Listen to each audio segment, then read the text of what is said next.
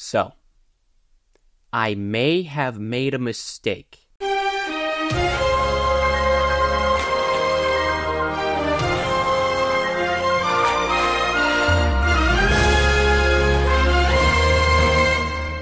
Hi everybody, I'm here in my space office. If you're wondering why, long story, and we'll get there when we get there. So, Wizard 101, easily one of the top MMOs when they were swarming entertainment as a whole. A massive online experience with millions of people who have played within it.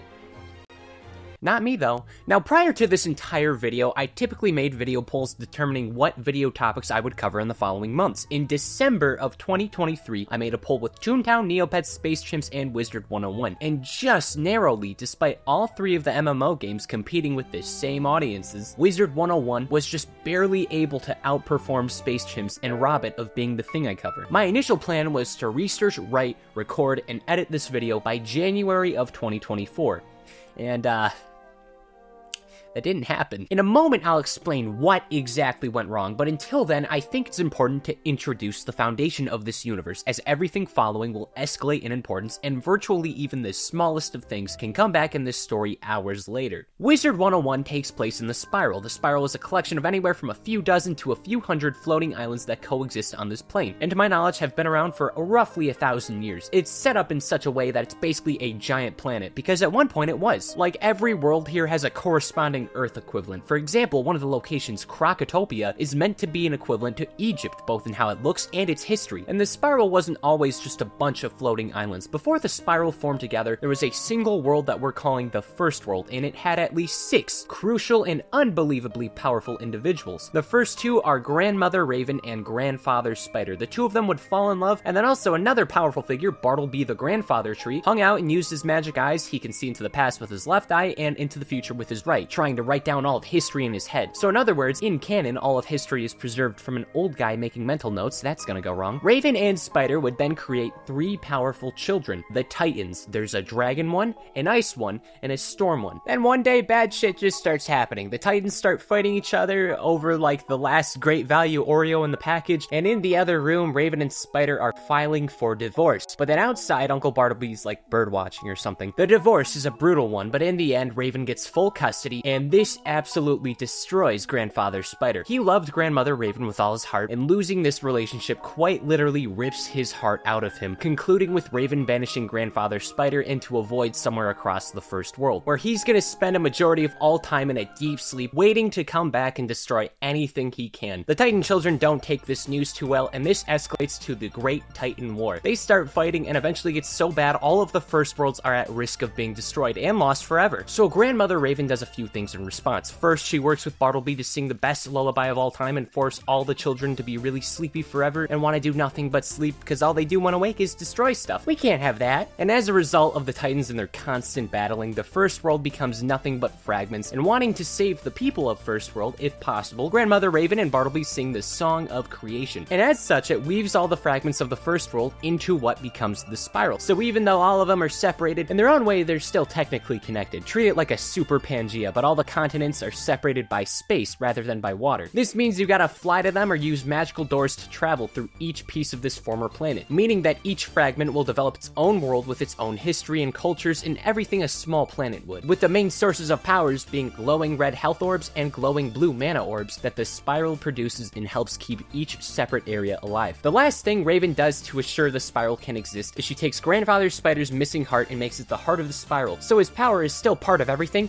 and nothing bad will happen. Now Bartleby, being a tree and all, he didn't really have an option on where he was gonna live, so instead Raven decides to have him be somewhat near the heart of the Spiral, acting as like a center point where people would come on in and use his magical teleporting doors that are inside him for some reason. Eventually Bartleby will be found by adventurers of the Spiral, and a greater society will develop around him. As for the Titans, along with their parents Raven and Spider, well, their locations are gonna be revealed in due time, because there sure is a lot in this adventure, so just keep them stuffed back in your cranium. We got got 6 magical friends we gotta find. For the sake of not making all this too confusing, we're not gonna go chronologically through the timeline. Not only is that near impossible since there's quite literally hundreds of events to go through, but that would require a lot of jumping back and forth between each world. So we need a little more coherency. And as such, I'll go through my playthrough and cover topics when I reach them. The best way to describe this story is as one giant city of history. The entire story itself is the city, but then when you cut it down to districts, they're the same as story arcs because yes, story arcs are a thing. They should be called sagas, but arcs are fine. Then you cut those down to city blocks, which are the same as each respective world. We're gonna call them worlds even though they're more like their own world fragments, since yeah, each of them basically evolved to their own planets in terms of variety. Then within each of those blocks are numerous buildings full of respective stories and locations and characters that eventually make up said blocks, that eventually make up said districts, that eventually make up the entire city.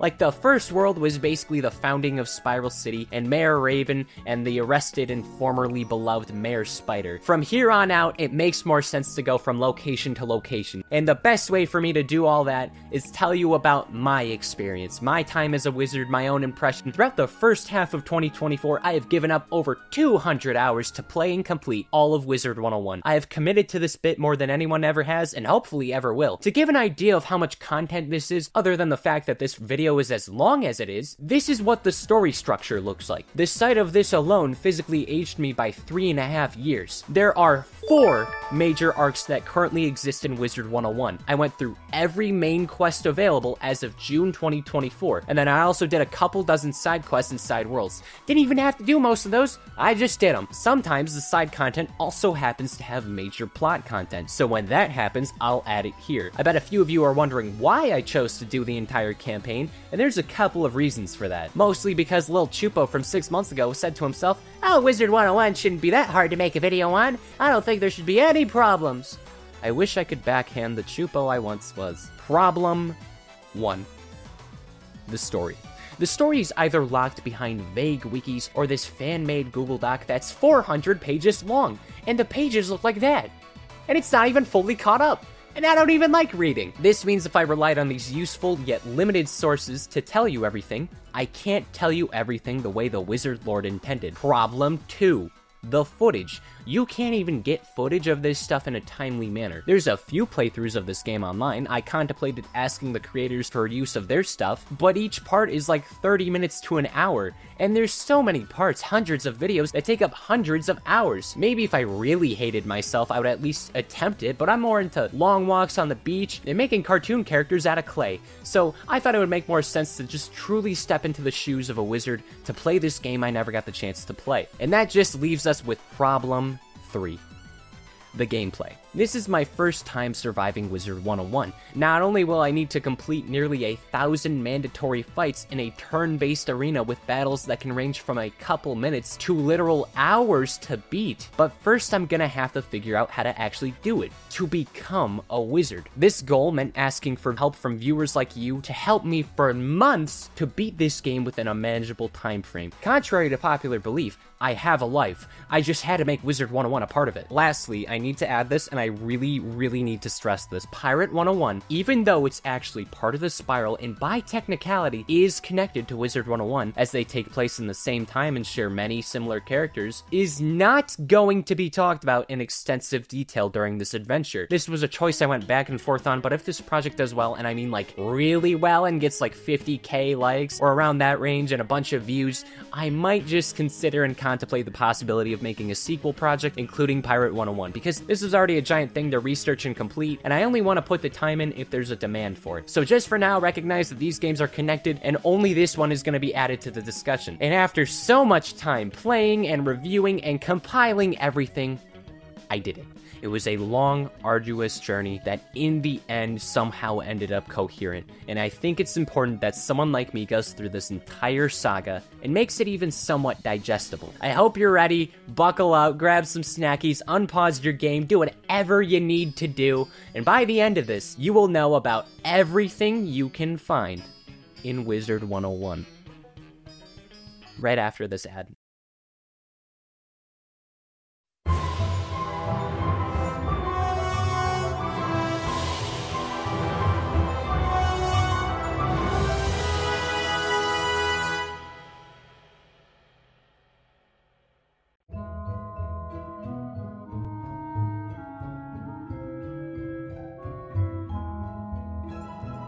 The entire saga of Wizard 101 starts up with little to no prologue. One Tuesday afternoon, I was chosen and taken from my lovely little home of Earth and plopped onto the spiral to become a powerful wizard. We have two relatively important characters that are responsible for this abduction / surprise enrollment. We got Merle Ambrose, the headmaster of the wizard school and essentially mentor figure I'll have throughout this. There's also Gamma the Owl, who will occasionally notify you about stuff, and he's only important like twice. You think that's not a lot, but trust me, some major characters are never important. The tutorial is where we get introduced to a lot of things, and if this is your first time playing it, like it was mine, you'd be just like the player character, where you're dazed, confused, probably overwhelmed by all this new stuff. Ambrose runs the Ravenwood School of Magical Arts, where people all over the spiral manage to get here or are found by adventuring staff and are brought here to learn wizarding magic so they can travel through the worlds as well and help anyone in need. Ambrose selected me specifically to become a student, and immediately it's time to put on that friggin' sorting hat and pick a house. Here's where debatably the most important decision of this run is gonna happen. Through a silly baby Pokemon mystery dungeon type quiz, where we get asked about ourselves in a bunch of ways, in the end, the quiz will give you a magic school that you'll be stuck with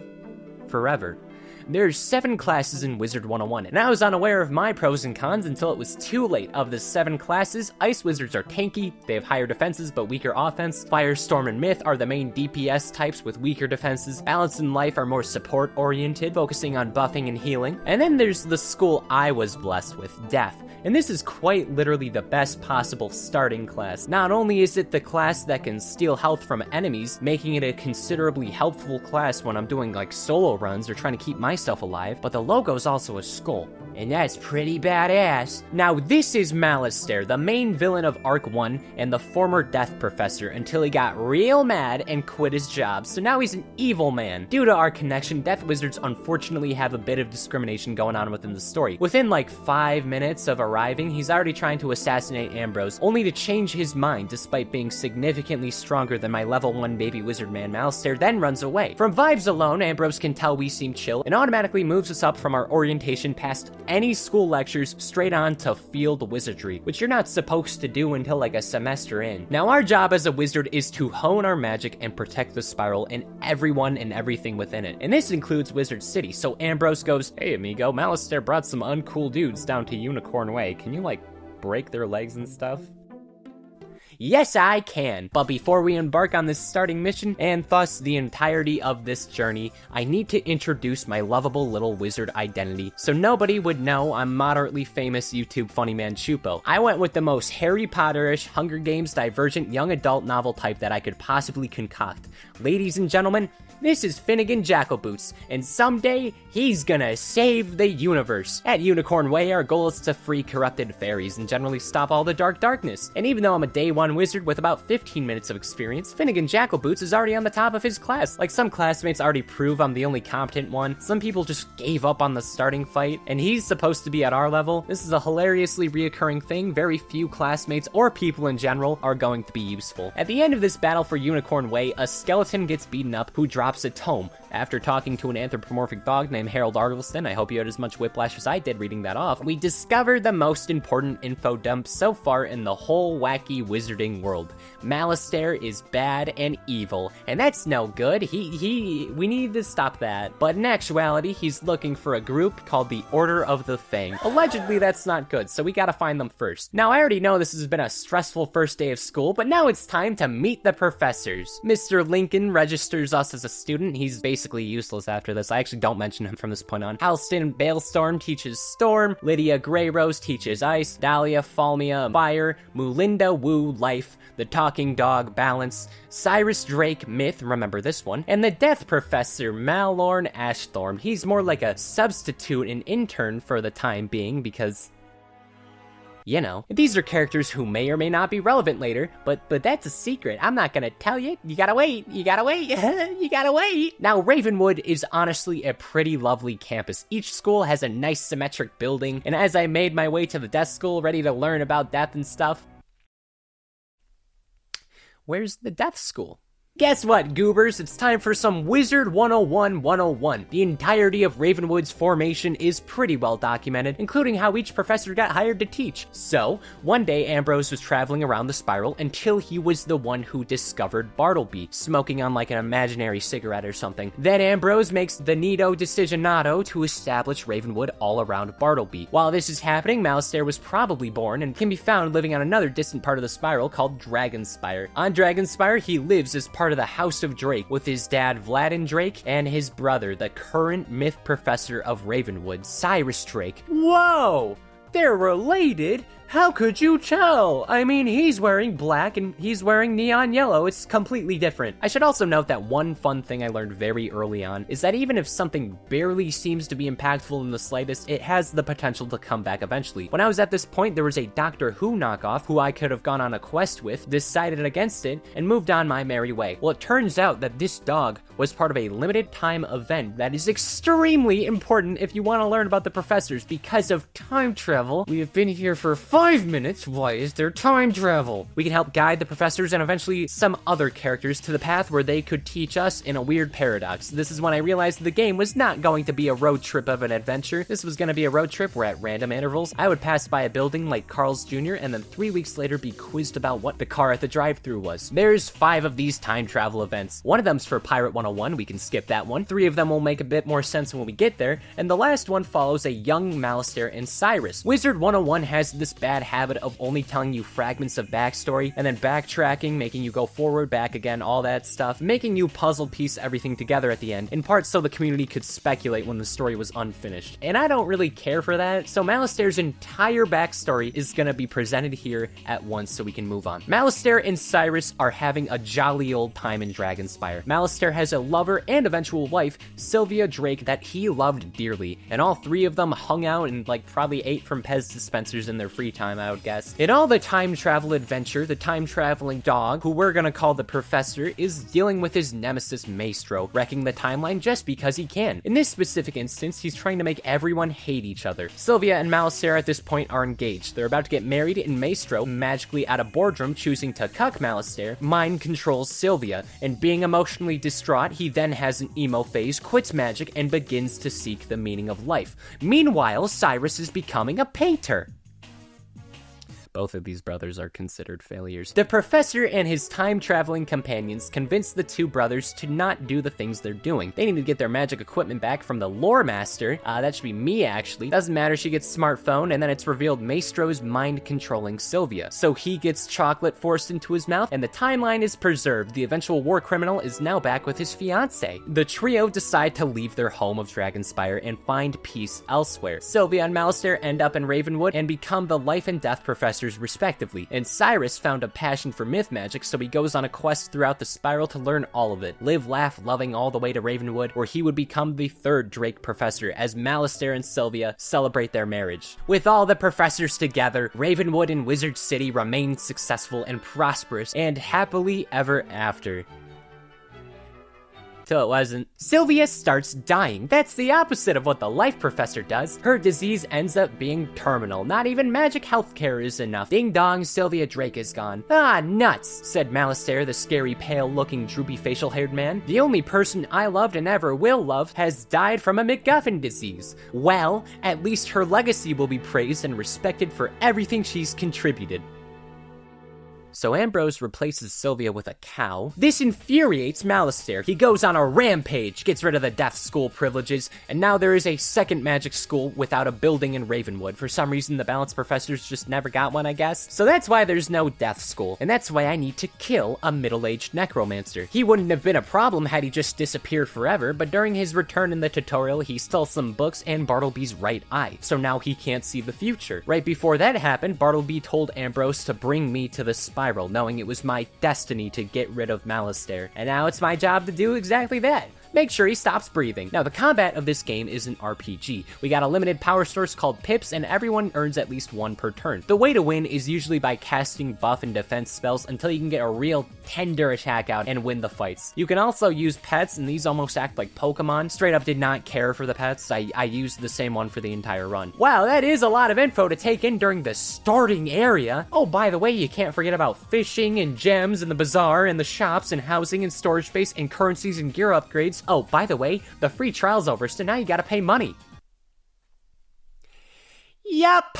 For 10 schmuckos a month, you too can play Wizard 101, unless there's a special event that allows some of the game to be free. To make any progress, I have to drop money for this or crown currency, aka Wizard V-Bucks. Now, there's obviously no issue with buying a game, but this is a subscription service.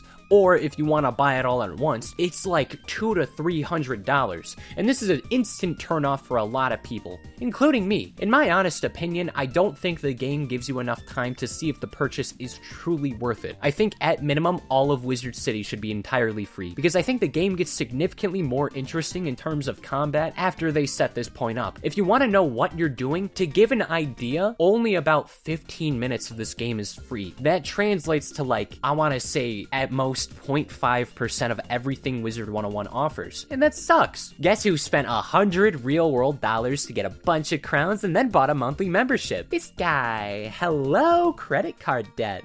But keep in mind though, the free part is designed for you to mentally cram all the mechanics in that I just went over, and then it hits you, a clueless child who mentally just shut down trying to be a funny wizard, with a paywall. Don't forget, I'm not really the target demographic. This game is designed for all ages, but this alone made me feel like an elderly person learning about what an iPad was. With everyone else already being so much further ahead than me, it was overwhelming. But hey, elderly people have lots of money for their retirement, so I can just pay to win. So I bought some crowns, the rare currency of the game, you know, kept them just in case I got bored. I also bought a wolf friend because he looked cool, and it was kind of degrading seeing everyone else having cool rides, going everywhere at faster speeds while I was walking.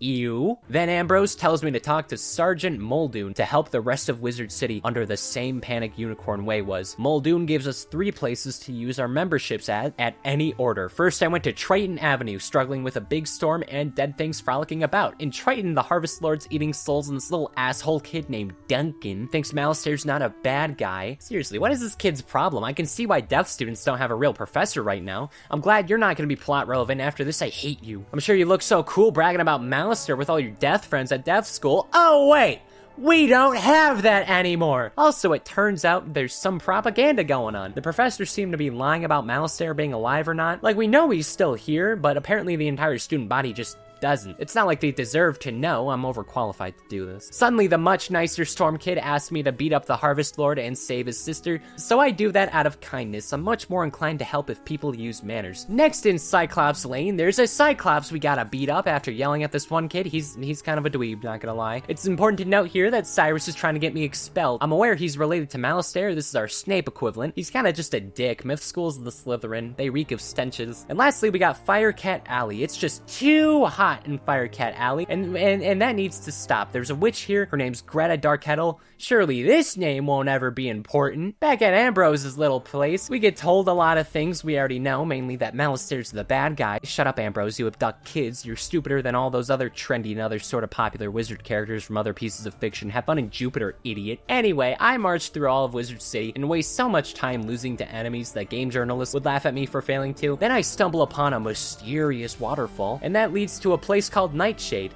And you know what's here? The Death School. It's still around. I actually wasn't expecting this. I just, yeah, here, I guess, yeah. And Malastaire's also here. Oh shit, that's actually, wait, that's not good at all. He's yelling at his former assistant of the Death School before escaping again. Wow, I better tell Ambrose everything we just discovered about this interaction along with the Death School still being around. And the new permanent death professor I'm stuck with is Dworgen. Hi, Dworgen. Okay, bye, Dworgen. Hey, Mr. Ambrose, I found out the Death School and that one guy who works in it that's built like a wrecking ball are hanging out in the bad part of town. Can we move the Death School so all the Death Schoolers don't have to carry pocket knives to their lectures?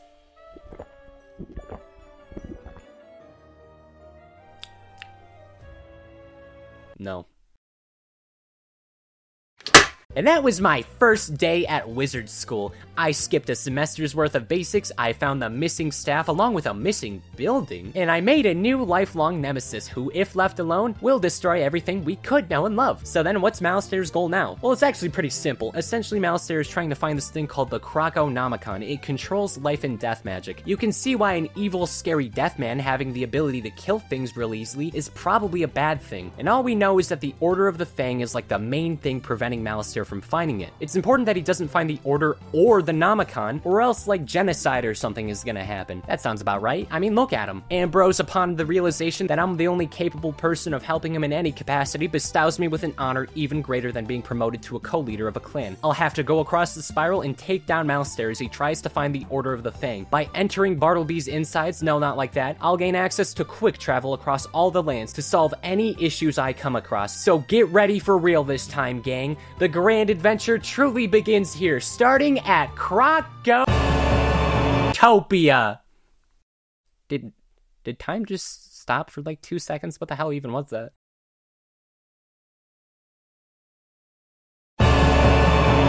Exiting the world door, I stumble upon Crocotopia. Most of this world takes place within a set of pyramids and temples, but a few areas outside, I have no idea how they made these pyramids, like, all the way up here. There's more areas in Crocotopia. I don't know why this part's floating. It looks cool though. Gameplay-wise, things are starting to get a bit more complex. Again, I don't really think this area should be blocked by a membership, because I really do think the game starts to improve from this point on a gameplay perspective. Originally, this location belonged exclusively to crocodiles, more commonly referred to as crocs, and they pulled in Egypt, basically replicated all the royalty and culture, but now they're crocodiles, and then one day they have to leave because of plagues and death. During their time gone, another species called the Manders hunker up in this fine establishment, until the crocodiles come back and secretly also want their shit back. At first they faked being friends, but then they changed their minds. Luckily or unluckily, based on how you look at it, the Order of the Fang, consisting exclusively of crocs, put all of the evil crocodiles into a great sleep. Until some British dogs from another world called Marleybone mosey on in and do a Britain by trying to steal all the trinkets to go in their museums, therefore reawakening all the evil crocodiles, capturing a bunch of Manders as slaves, and declaring war against the dogs. This is where I come in on the brink of war between the European dogs and Egyptian crocodiles. In order to access the Order of the Fang and complete the objective of this area, we're first gonna have to join the Marleybonian. One of them, named Professor Winthrop, tells Finnegan Jackalboots to first beat up this guy named Beatty Narini. Then find a map room. That requires another expedition to find a keystone, but that requires us to beat up some ancient crocs, but that requires us to round up the Marleybones fighting in the temple. Fetch quests, woohoo! Once half a dozen crocs with names I don't feel like pronouncing have been slaughtered, we help the dogs to get the keystone, to get into the map room to find the Order of the Fang. I'm told, wait dude, hold on, you gotta get the Eye of Croc to use the map specifically designed to find the Order of the Fang. More fetch quests, yeah! But then I do it because this part's kind of forgettable. And then once back into the map room, we make a revolutionary discovery that the Order of the Fang are in this giant structure, but in the ancient structure next to the ancient structure. Even the professor's like, oh, we didn't think about that. We're dogs. How?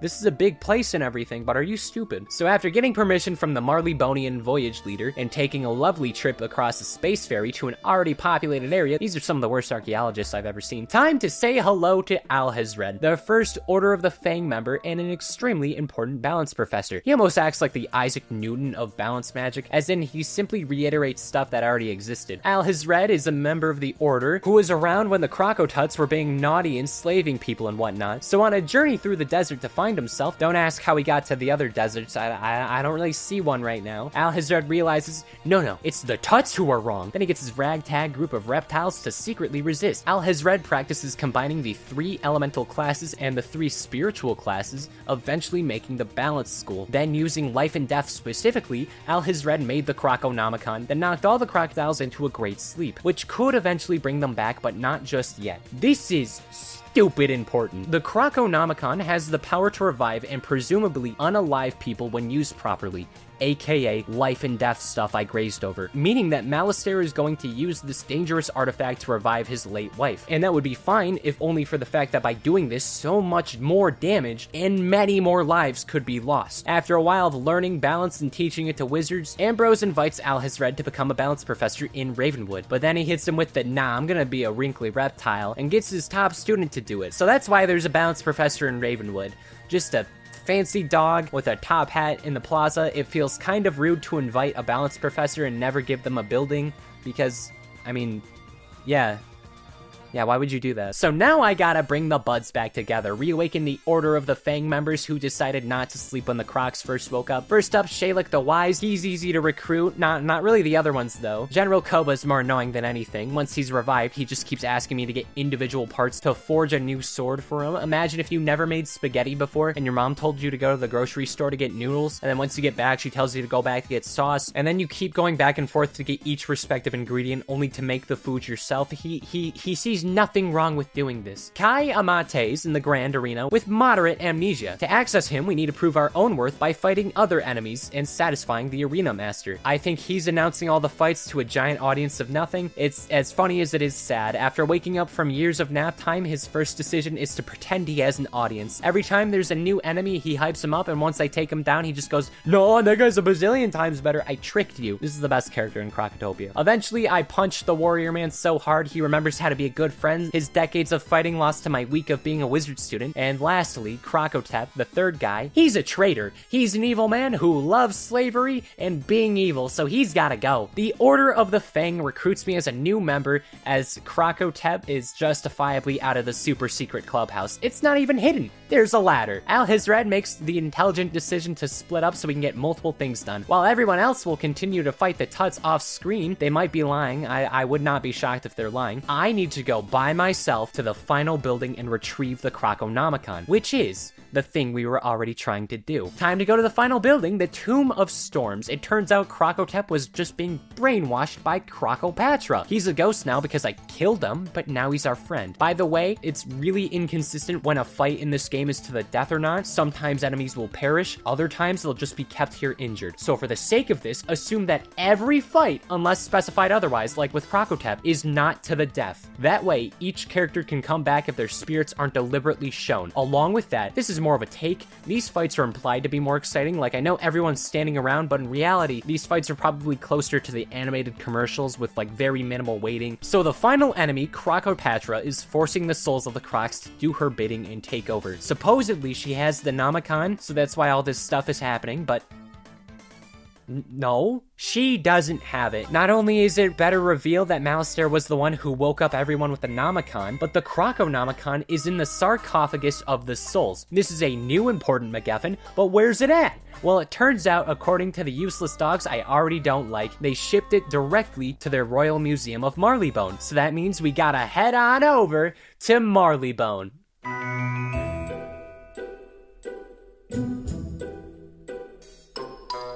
When arriving through the world door of Marleybone, I came to an important realization other than the dogs having religion.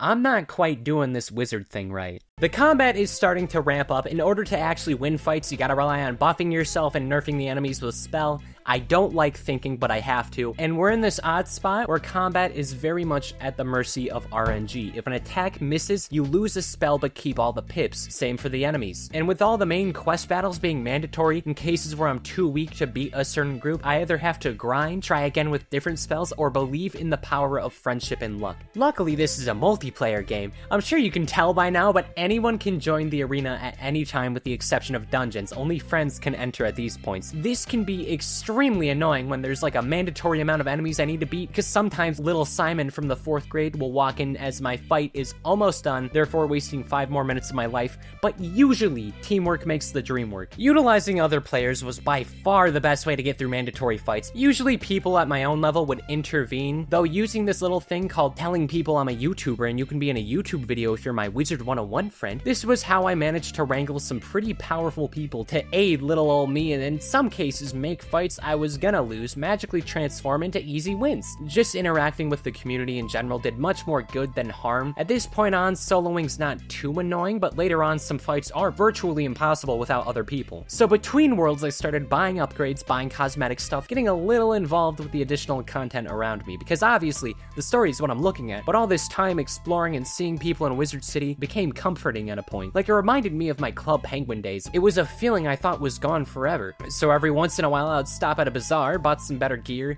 and would familiarize myself with NPCs like Prospector Zeke, who lives in my backpack and somehow will manage to get to every area before I do. This might be the most powerful person in the spiral. That's not even a bit. I'm dead serious. Anyway, dog time for realsies.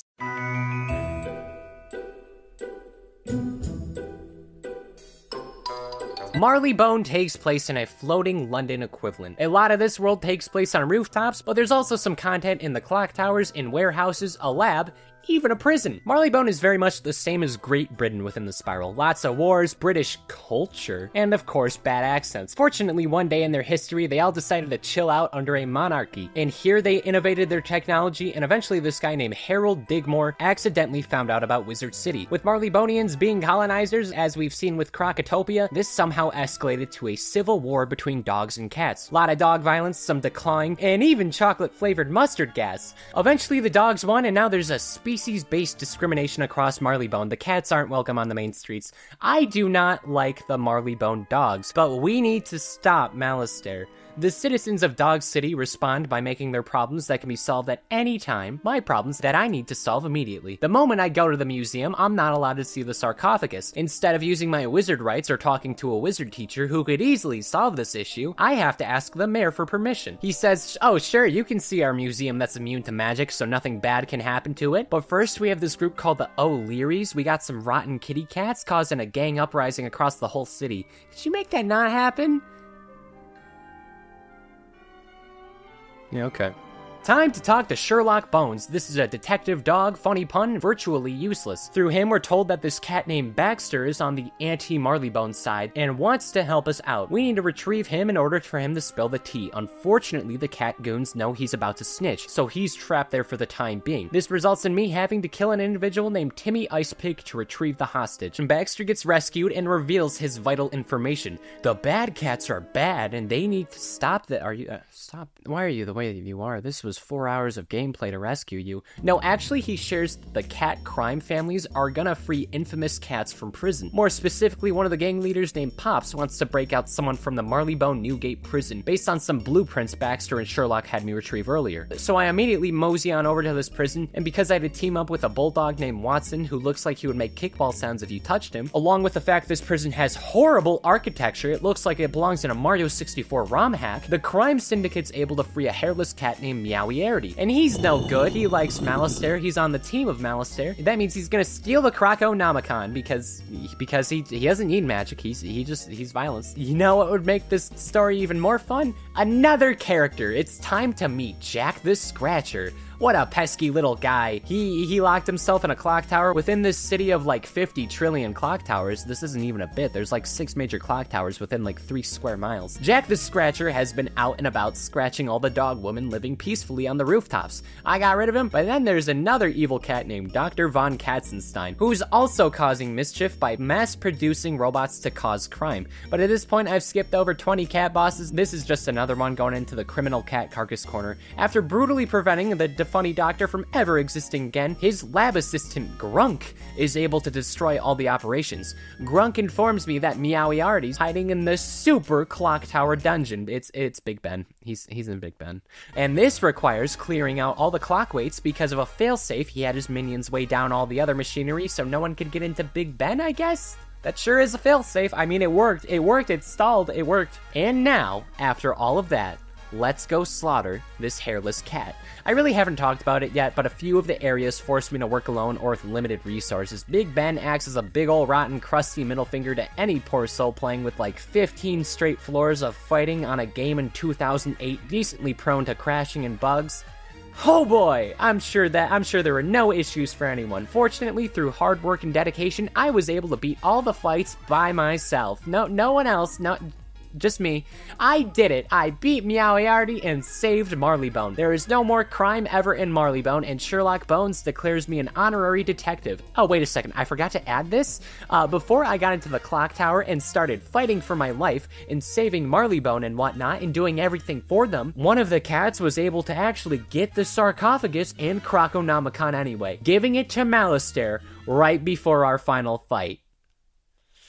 Great! I did not like Marleybone that much. I don't quite like calling content filler unless I fully believe it prolongs a narrative, but like, a lot of Marleybone felt like filler. Not to mention, the combat felt the same as it was in Crocotopia, with just higher numbers, which makes sense considering how much game is left. I wasn't that annoyed about it. Some areas looked cool and held my patience, but god, these dogs used the hell out of me. All I needed was this one thing to save the whole spiral, but the Marleybonians made me solve their crime rates, worsen their problems between dogs and cats, just to give me an honorary detective badge and risk the whole spiral. Like, most of the police just stood around and nobody helped me. I don't know if I should be angrier at the dogs or Britain for this one. Like, which side is responsible for this massive blunder? I don't know, 60-40 is my guess.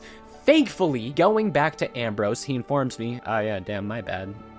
Just kidding, more bad news. Malistaire has returned to his homeworld of Dragonspire. This is where we need to go now because he's not gonna leave. Instead, he's gonna start on his preparations with the Croconomicon. I'd love to go straight to him, but the issue is that Dragonspire is locked behind a force field, meaning you cannot even sail into Dragonspire unless you happen to have a world key to get in. With the past couple worlds, our Wizard Pass has allowed for quick transportation, but in this case, well, not so much. Ambrose informs me he knows where a key is. It's in Mushu, yet he also requests our aid in a separate world called Grizzleheim. Now, this is the start of a fork in the road. Grizzleheim is optional. You can just entirely ignore Grizzleheim and still complete the main game.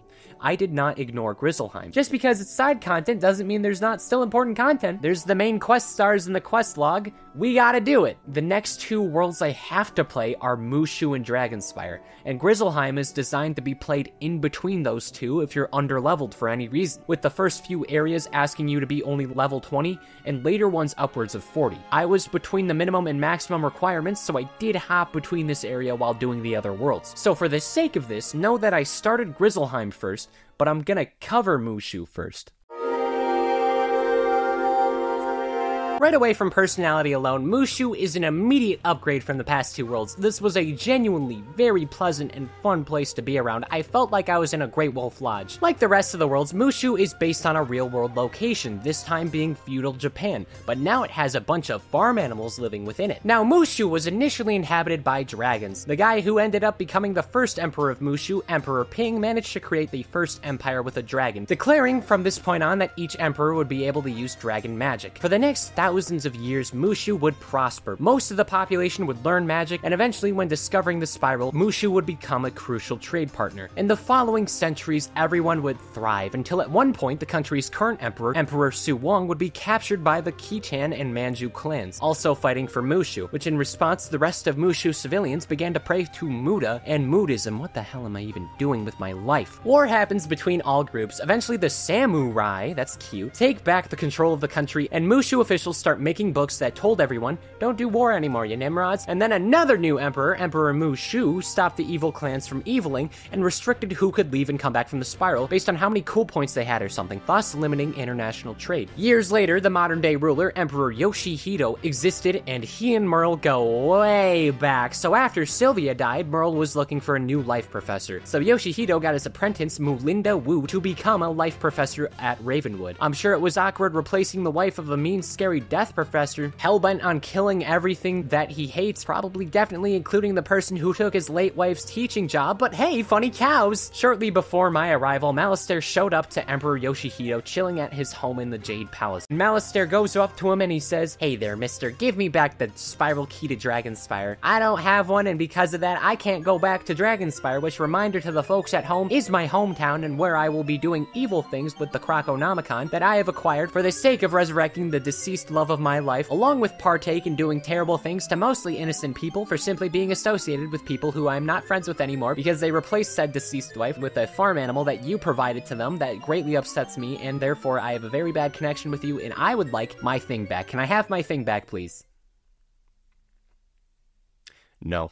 Malastare then puts Yoshihito into a coma, and since the bad creatures of the land have returned from the shadows for more ha-has, this forces the land back into Dark Ages. Finnegan Jaggleboots makes his arrival, and Finnegan Jaggleboots can't help the Emperor until Finnegan Jaggleboots passes the mind, body, and spirit test. So he does that. In order to progress further in this adventure, we need to help Emperor Yoshihito so he can give us the final key and let us into Dragonspire. If Yoshihito does not survive the spell Malastare put him under, the mission will be a failure. So for the time being, our main priority is reviving Emperor Yoshihito to get that key back and finally confront Malastare and provide him with a stern talking to death. This requires going across Mushu and for the third world in a row, clearing out every major problem that's been caused since the plot demanded it. In this case, the enemy clans like Warlord Katsumori's been taking over the land. For example, while there was an absolute rager of a festival in one of the towns, all of their weapons got stolen. Whoops! Time for a nationwide war effort. Lots of prepping for battles that we never see, and in the same old. Lots of traveling, lots of carrying every other NPC. I am the best samurai there ever was. Violence, beating up horses and ninja pigs, and making progress to save Emperor Yoshihito. I need to disinfect the polluted waters, rip off the flesh from the deceased in hopes of creating vaccines, and retrieve a fruit from the Tree of Life. If all of these are taken care of, there should be no issue with reviving the Emperor. The problem is that each area is guarded by some Onis, giant elephants that are preventing me from the very specific exact thing I gotta do. You know what that means?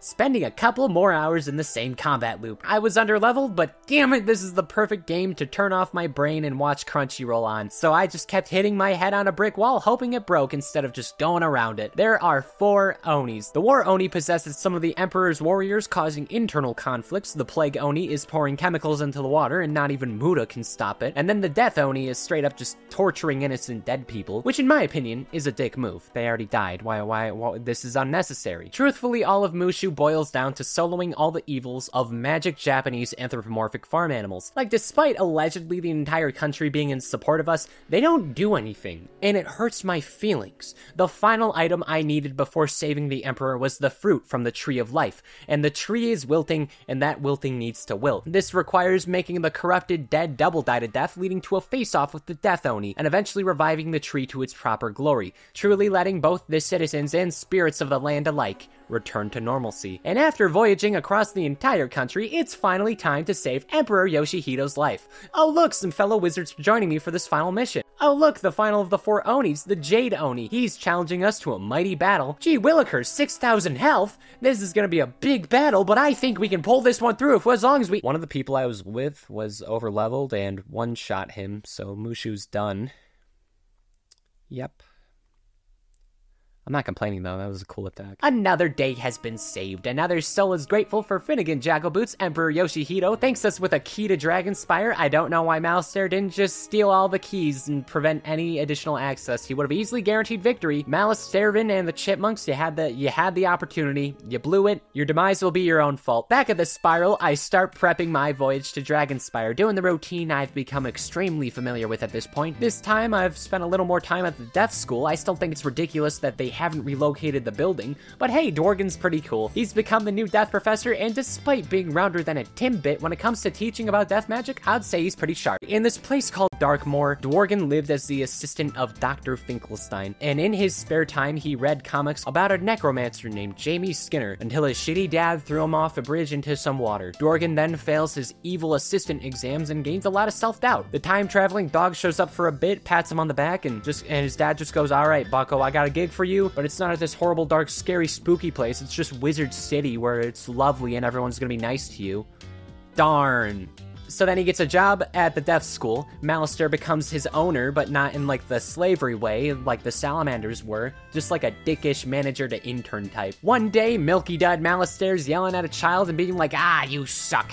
I bet my death assistant could be a better necromancer." And as a joke, he taught Dworgen death magic until they found out that Dworgen was actually just like a natural at being a wizard. So for the next 4 years, he was also learning how to do the magic. Until Sylvia died, yada yada yada, no more Death School. He was still in it. He was simply rotting in the scary back streets until I showed up and accidentally got him promoted. But Ambrose either forgot that he hired Dworgen, or there was such a miscommunication because neither party questioned where the other was. You know, I completely forgot to mention this, but it's entirely possible that Malistaire tore out the Death Scroll as he was, like, returning to get Bartleby's eye. I don't know why he would waste time doing that, but he also could have done that. But with Dworgen, I understand why lectures are terrible. Most of his side quests are probably the worst this game gets. For example, one of them was a side quest where I had to fight this guy Freddy 9 lives, and you have to fight him 9 times to get a bad spell I almost never used.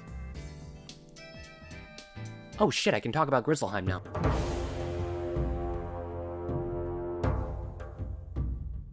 As a reminder, Grizzle is an entirely optional world supposed to happen anywhere before Mushu at the earliest and after Dragonspire at the latest, so I'm meeting in the middle. This story, as a result, is done in several bursts with several short stories that does connect in the end. Later on, there's going to be a sequel world called Wintertusk, but for the sake of my quest, know that it's much later on. It's going to be saved when I actually did it. Grizzleheim is what happened if bears were the dominant species of Norse mythology. I know I said this earlier, but Grizzleheim especially feels like a Great Wolf Lodge. When I was still figuring out the game, I stumbled upon this world all the way back when I was level 6 in Wizard City as part of a side quest. I saw a bear, said to myself, hell yeah, that's a bear. And I did this little side quest, eventually stumbling here. Wow, I exclaimed to myself like I always do, like everyone knows I do it. This place is pretty different. I wonder what sort of adventures lie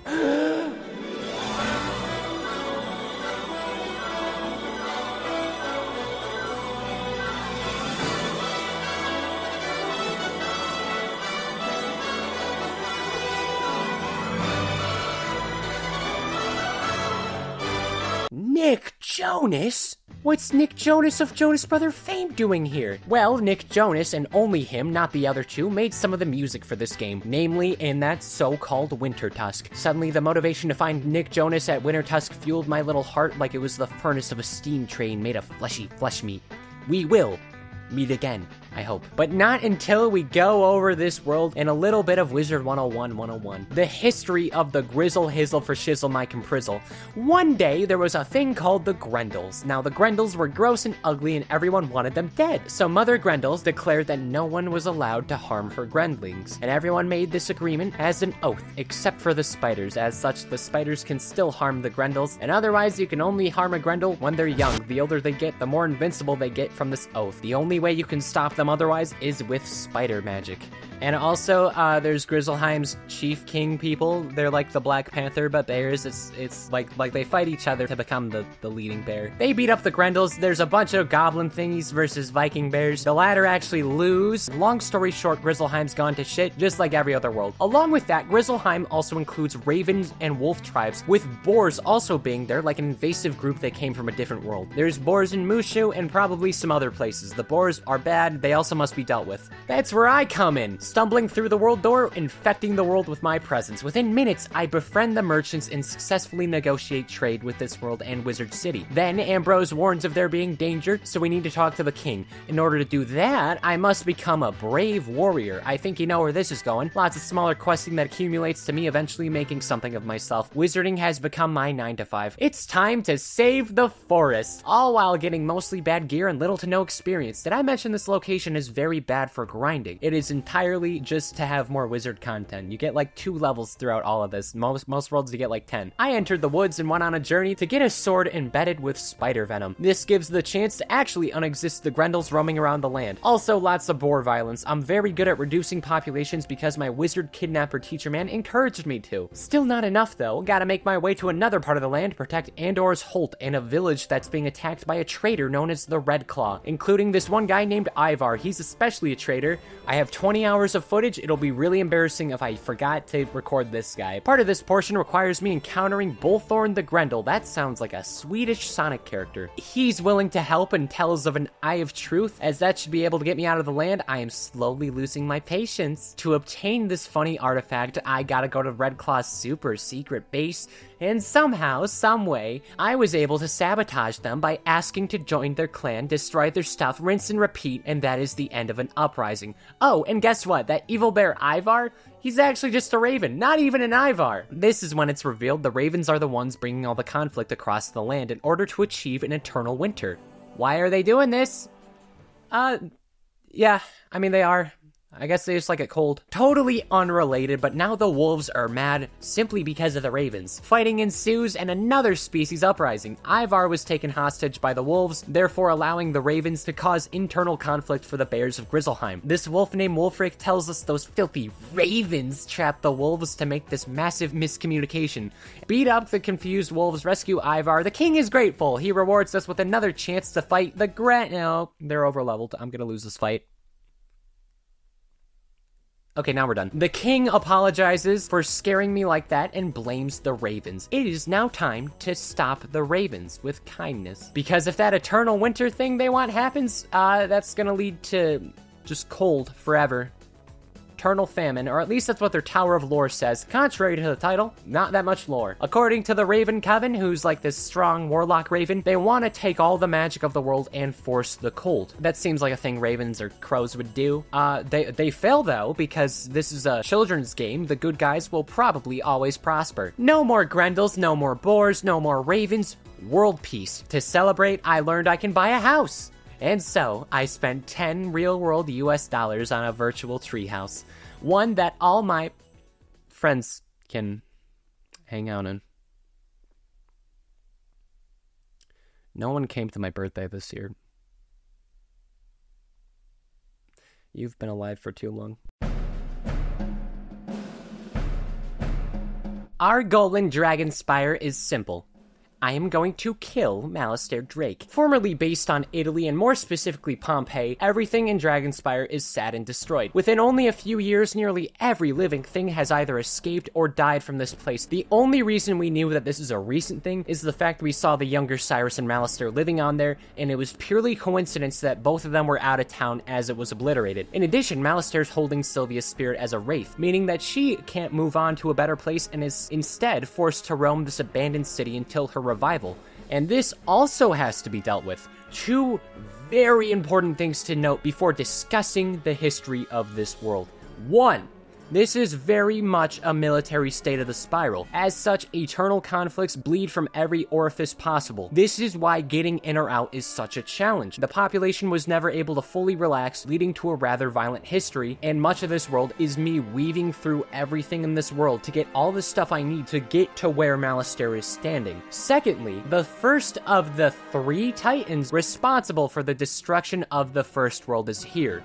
The Dragon Titan sleeps near the top. If it is manually woken up by anyone, the force field around the world will also prohibit anyone from escaping to cause harm to the greater spiral. Initially, Dragonspire existed as a war country in constant fear of these things called drakes. They're basically dragons, not actually dragons though. Even though drakes and dragons are synonyms, there's also dragons, everyone's afraid of them. One day, the human king Men and Drake Queen Garvania become friends and beat up the dragons. The dragons get so scared they run off and go to Dave & Buster's or something. Big time skip, but one day, this king named Junjin frickin' died without a hair, then forcing a century-long war. Don't worry, all this is off screen. All this info came from in-game history books. There's not gonna be any footage. So we're just taking my word for it. Throughout this century-long war, there was very, very possibly war. One of the war things that could have happened was this guy named Rydal releasing a magic plague, and there was plenty of death until another guy, Duke Sebastian, made him stop that. The result of this was construction of Dragonspire Academy, where the citizens would begin to unify under one general idea of magic for peace, and where the Drake family all went to study pre-Ravenwood, as we saw via the time-traveling boxes event.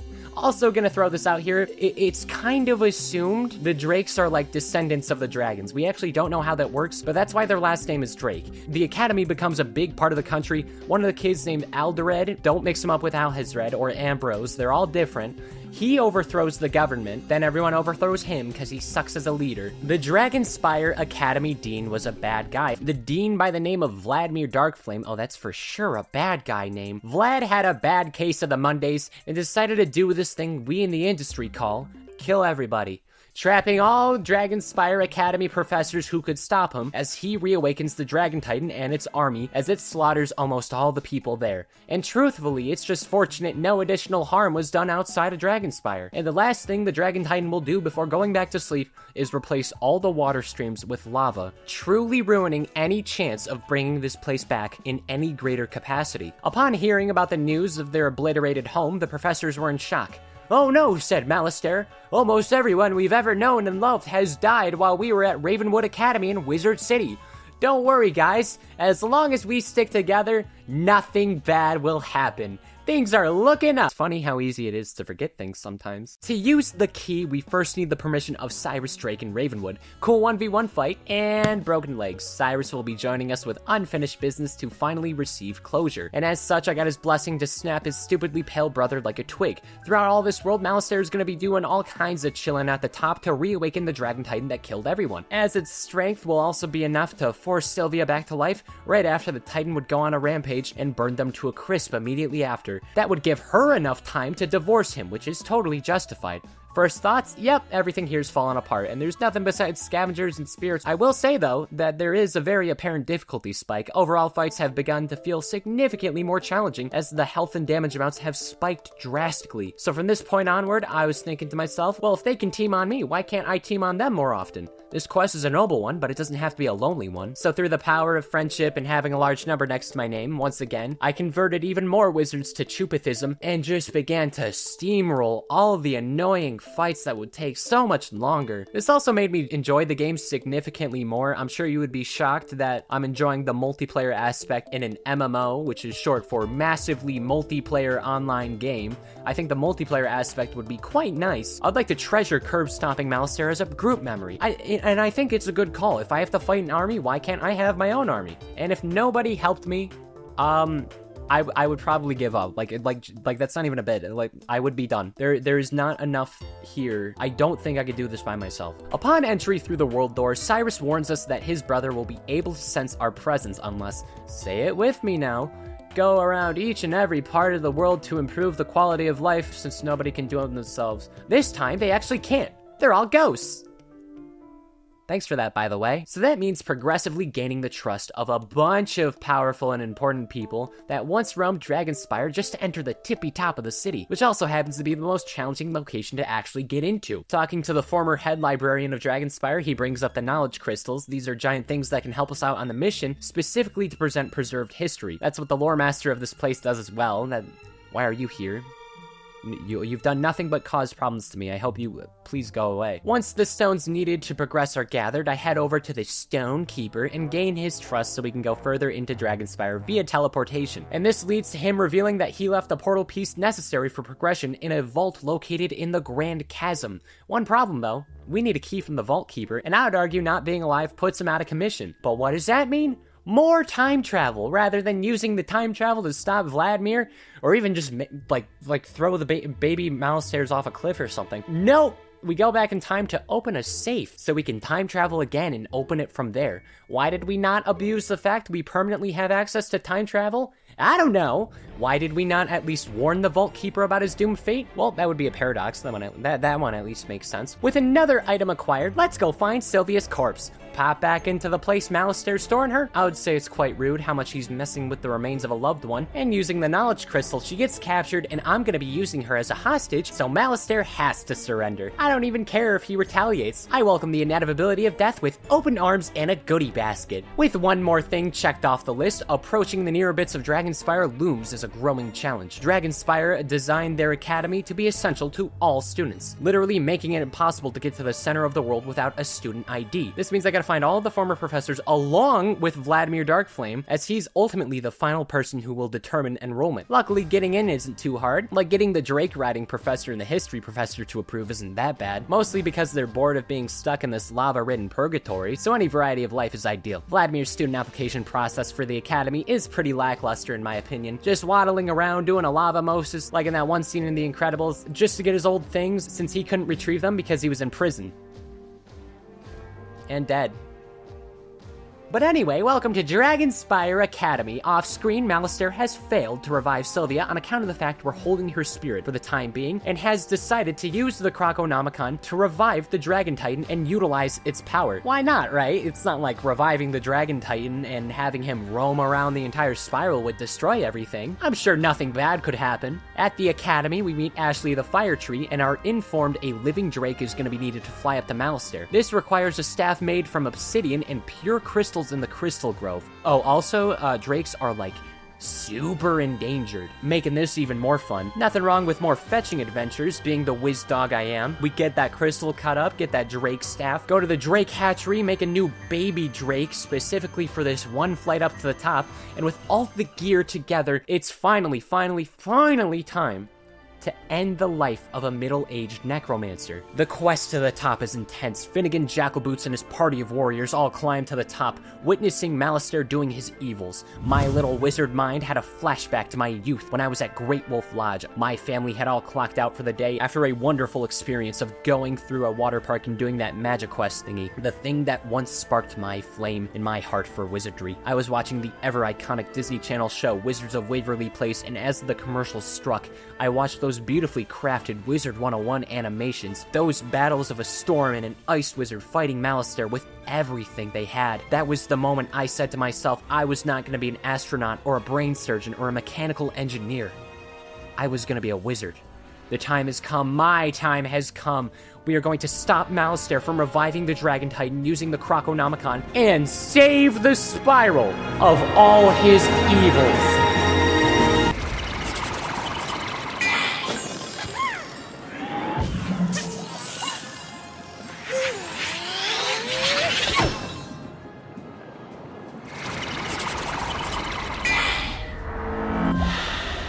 I did it. Malistaire Drake, the former death professor of Ravenwood Academy, is dead. For the first time since my arrival to the Spiral, he shows humanity. He regrets, he apologizes, and he reclaims all he wanted was to bring back his lost lover, Sylvia. She comes out of our knowledge crystal and promises Malistaire it will be better now, and finally, the two move on to a greater plane. Cyrus thanks us for giving closure and understands it had to be done. Returning to Wizard City, we inform Ambrose of what happened. He is proud of me, like the wizard grandpa I never had. When asked about what I have accomplished, I thought about the journey, the friendships I made, the challenges, the prosperity, and I gave an honest answer.